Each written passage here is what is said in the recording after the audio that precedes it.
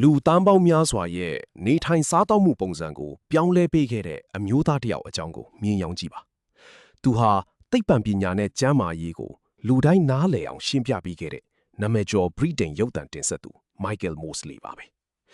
သူဟာကျမ်းမာစွာနေထိုင်နည်းတွေကိုလူအများသိအောင်မျှဝေခဲ့ရုံတွေမကပဲကိုယ်တိုင်လည်းလက်တွေ့ကျင့်သုံးခဲ့သူဖြစ်ပါတယ်ဒါပေမဲ့ဒီလိုရှင်သန်ခြင်းအတတ်ပညာတွေကိုကျွမ်းကျင်တဲ့သူဟာဂရီကျွန်းလေးတစ်ခုပေါ်မှာဘာကြောင့်ရုတ်တရက်ပျောက်ဆုံးသွားခဲ့ရတာလဲဆိုတာစိတ်ဝင်စားစရာဖြစ်နေပါတယ်။ Michael Mosley ကို1959မတ်လ22ရက်နေ့မှာအိန္ဒိယနိုင်ငံကာလကတ္တားမြို့မှာမွေးဖွားခဲ့ပါတယ်။ Oxford တက္ကသိုလ်မှာဒသနိကဗေဒနိုင်ငံရေးနဲ့စီးပွားရေးပညာတွေကိုသင်ယူခဲ့ပြီးနောက်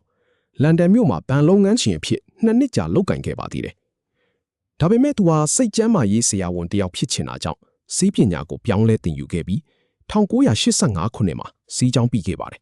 ။စီးကြောင်းပြီးတဲ့အခါမှာတော့သူဟာဆရာဝန်ဖြစ်မလုပ်ကင်တော့ပဲ BBC ရဲ့ထုတ်လုပ်ရေးသင်တန်းကိုတက်ရောက်ခဲ့ပြန်ပါတယ်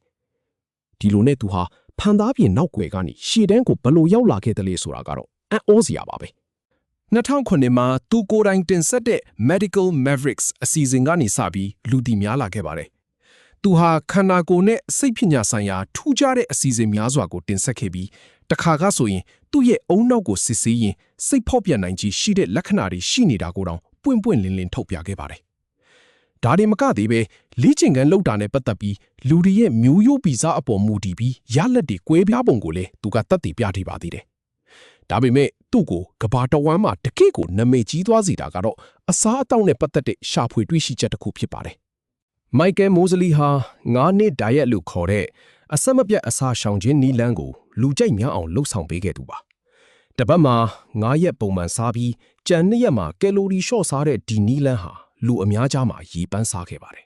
။နောက်ပိုင်းမှာတော့သူဟာမြေထဲပင်လယ်စာစားနည်းနဲ့အစာရှောင်ခြင်းကိုပေါင်းစပ်ထားတဲ့ Fast 800ဆိုတဲ့နည်းလမ်းကိုလည်းလမ်းညွှန်ခဲ့ပါသေးတယ်။ဒါပေမဲ့2021ခုနှစ်မှာသူတင်ဆက်ခဲ့တဲ့အစီအစဉ်တစ်ခုဟာ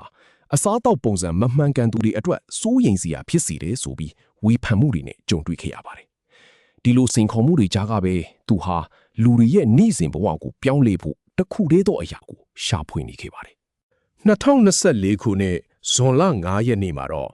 အသက်68နှစ်အရွယ် Michael Mosley ဟာဂရိနိုင်ငံဆိုင်မီကျွန်းမှာအားလရဲ့အပန်းဖြေရင်ပျောက်ဆုံးသွားခဲ့ပါတယ်။ကမ်းခြေကနေတဲခိုရာနေရာကို3ကီလိုမီတာလောက်လမ်းလျှောက်ပြန်လာရင်လမ်းမှားသွားခဲ့ဟန်တူပါတယ်။ဇွန်လ9ရက်နေ့မှာတော့သူ့ရဲ့ရုပ်အလောင်းကိုအာဂီယာမာရီနာအပန်းဖြေစခန်းတစ်ခုရဲ့နံရံအပြင်ဘက်မှာရှာတွေ့ခဲ့ပါတယ်။သူဟာမိလဲမသွားအောင်ကြောက်ဆောင်တစ်ခုပေါ်ခြေထောက်တင်ထားတဲ့အနေအထားနဲ့တေဆုံးနေတာကိုတွေ့ခဲ့ရတာပါ။သူ့ရဲ့တေဆုံးမှုဟာအပူဒဏ်ကြောင့်လားဒါမှမဟုတ်တခြားအကြောင်းရင်းကြောင့်လားဆိုတာကတော့အဖြေရှာဖို့ခက်ခဲနေစေဖြစ်ပါတယ်။ Michael Mosley ဟာကျမ်းမာရေးအတွက်သေးငယ်တဲ့အပြောင်းလဲလေးတွေကနေကြီးမားတဲ့ရလဒ်တွေရနိုင်တယ်ဆိုတာကိုနောက်ဆုံးအချိန်အထိယုံကြည်သွားခဲ့သူပါ။သူဟာအကောင်းဆုံးစီးပညာဂျာနယ်လစ်ဆုကိုရရှိခဲ့တယ်လို့လူပေါင်းများစွာကိုကျမ်းမာတဲ့ဘဝတွေပေးအပ်နိုင်ခဲ့ပါတယ်။အခုသူရှိမနေတော့ပြီမဲ့သူခြံထားခဲ့တဲ့ကျမ်းမာရေးလျှို့ဝှက်ချက်တွေကတော့ကျွန်တော်တို့ရဲ့နေ့စဉ်ဘဝမှာအသုံးဝင်နေစေပါပဲ။ဒါဟာကျမ်းမာတဲ့လူနေမှုဘဝကိုတည်ဆောက်ဖို့ကြိုးစားနေသူတွေအတွက်စတင်ရမယ့်လမ်းစာတစ်ခုဖြစ်ကောင်းဖြစ်နိုင်ပါတယ်